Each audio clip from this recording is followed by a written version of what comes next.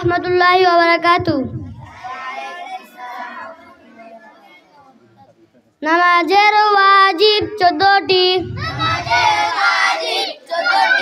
আলহামদু শরীফ পুরা পড়া। আলহামদুর সাথে সূরা মিলানো। রুকু সিজদায় দেরি করা। রুকু হইতে সোজা হইয়া খাড়া হইয়া দেরি করা।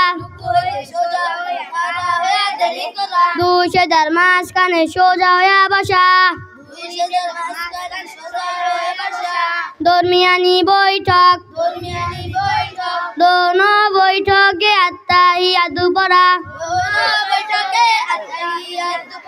ইমামের জন্য কেরাত আস্তে এবং জোরে পড়া।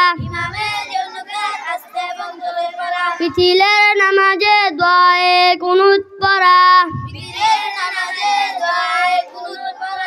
দোনো ঈদের নামাজে 6 তাকবীর বলা।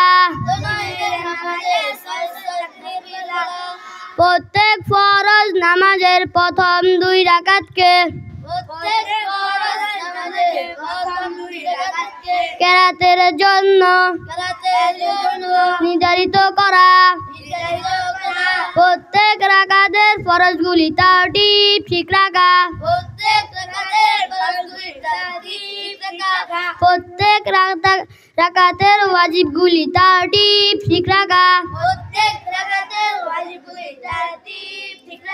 আসসালামু আলাইকুম বলিয়া নামাজ শেষ করা।